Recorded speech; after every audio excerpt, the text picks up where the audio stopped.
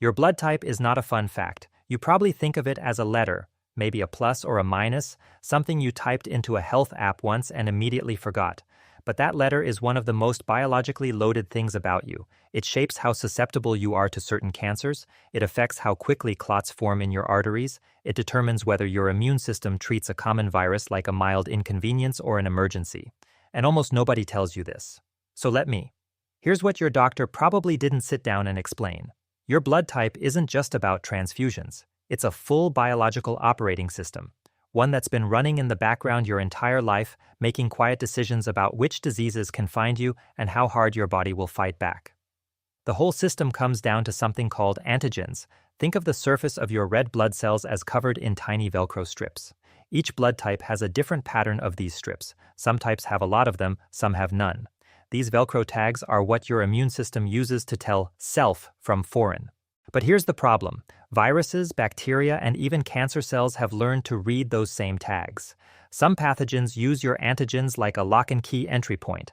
Others mimic your tags to hide from your immune system. The type of Velcro you're born with doesn't just describe you, it advertises you, and certain threats know exactly how to respond to that advertisement. Let's start with type O. If you have type O blood, you've probably heard the phrase universal donor so many times you've started to feel quietly heroic about it. Stop.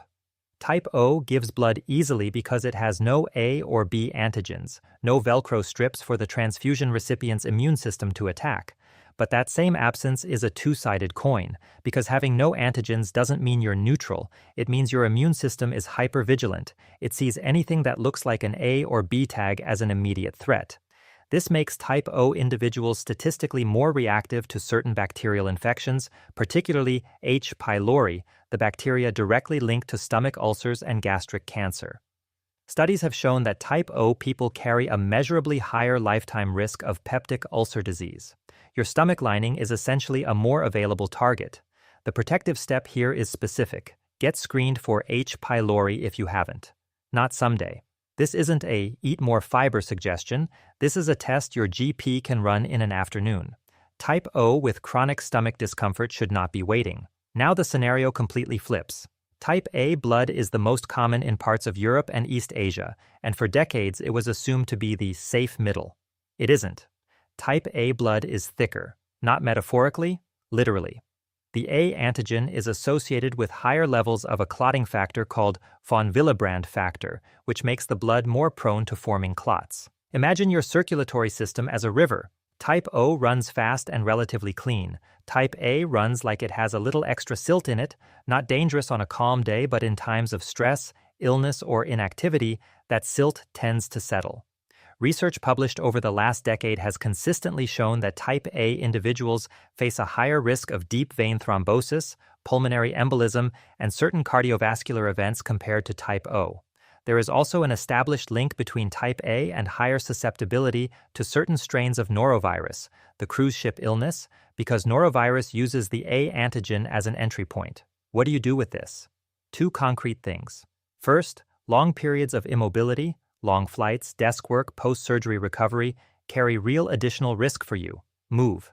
Compression socks on long flights are not embarrassing. They are biologically appropriate. Second, cardiovascular screening earlier than average makes sense. Don't wait for a warning sign.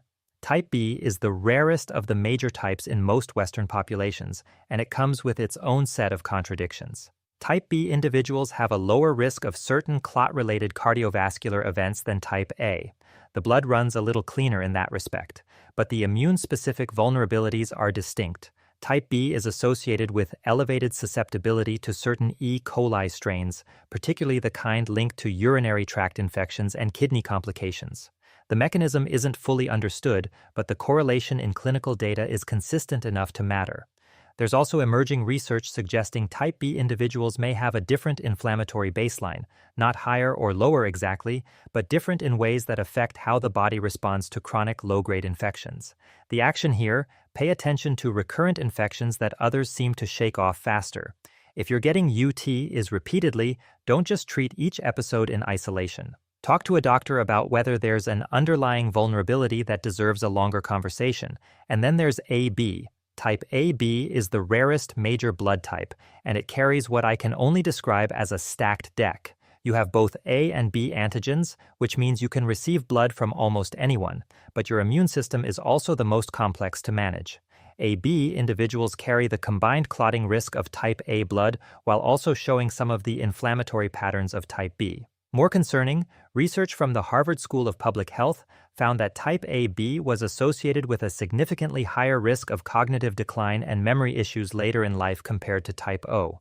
The proposed mechanism involves those clotting factors again, higher risk of small vessel damage in the brain over decades. This is not a sentence. This is a signal. If you're AB, you have a specific reason to prioritize cardiovascular health aggressively and early. Not because you're doomed, but because your body is running more processes simultaneously and the margin for neglect is smaller.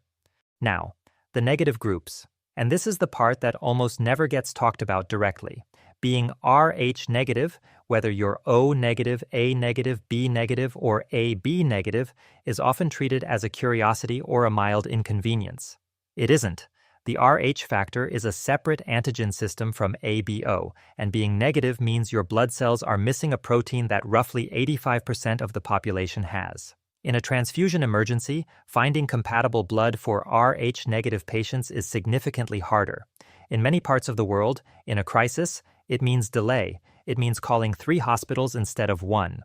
Rarity is not a privilege here. It is a logistical vulnerability in a system built for the majority. And for Rh negative women, the stakes around pregnancy are real and specific. If an Rh negative mother carries an Rh positive baby, which is statistically likely, her immune system can develop antibodies against the baby's blood cells. The first pregnancy is usually fine, but in subsequent pregnancies, those antibodies can cross the placenta and attack the fetus's red blood cells. This condition is called hemolytic disease of the newborn, and while it's preventable with a treatment called Rh immunoglobulin, it requires proactive care, not passive assumption. If you are Rh negative and planning to have children, this is not a footnote. It is a primary conversation to have before you're pregnant, not after. The action for all Rh negative individuals: know your type precisely, keep it documented, and make sure every doctor treating you knows it before any procedure. Register as a blood donor if you're able. The world needs your blood in a way it does not need O positive. That is not a small thing.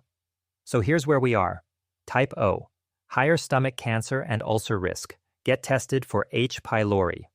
Type A. Thicker blood, higher clot, and cardiac risk. Move more, screen earlier. Type B. Specific infection susceptibilities. Pay attention to recurrent illness, don't normalize it. Type A, B. Combined risks plus cognitive vulnerability. Take cardiovascular health seriously from a young age. Rh negative, a logistical risk in emergencies and a critical pregnancy factor. Know your status and make sure your doctors do too. You now have an actual instruction manual for your own body, not a generic wellness checklist, not eat more vegetables. Specific biological facts about your blood, the vulnerabilities it carries, and the precise steps that correspond to those vulnerabilities. The question isn't whether this information matters. It clearly does. The question is whether you act on it. Write your blood type in the comments right now, not for me, but to make it real for yourself. Then make one appointment, ask one question, do one concrete thing, because the risk was always there, you just didn't have the language for it until now.